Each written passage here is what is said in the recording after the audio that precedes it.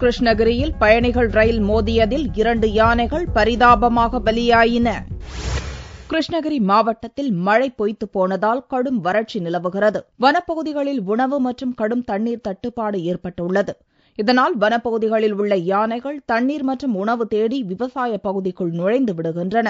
இதுபோல ராயக்கோட்டை அருகே உள்ள வனப்பகுதியிலிருந்து வந்த 2 யானைகள் கொத்தப்பள்ளியில் உள்ள ரயில் தண்டவாளத்தை கடக்க முயன்றுள்ளன. அப்போது அந்த வழியாக வந்த புஷ் அண்ட் புல் என்ற பயணிகள் ரயில் யானைகள் மீது மோதியது. இவ்விபத்தில் பெரிய ஆண் யானை ஒன்றும் ஒரு குட்டி யானையும் துடிதுடித்து பரிதாபமாக பலியாயின. இந்த தகவல் அறிந்து ஓசூர் வன பாதுகாவலர் மற்றும் வனத்துறையினர் விரைந்து வந்தனர். சம்பவ இடத்திலேயே யானைகளுக்கு உடல் பரிசோதனை செய்யப்பட்டது. அப்பகுதியிலேயே இறந்து போன யானைகளின் உடல்கள் அடக்கம் செய்யப்பட்டன. அதிகாலையில் நிலவிய கடும் பனிமூட்டம் காரணமாக இந்த விபத்து நிகழ்ந்துள்ளது. ஏற்கனவே கடந்த 5 ஆண்டுகளுக்கு முன்னர் இதே இடத்தில் யானைகள் கூட்டத்தில் ரயில் மோதியதில் சம்பவ இடத்திலேயே 5 யானைகள் இறந்து போயின என்பது குறிப்பிடத்தக்கது.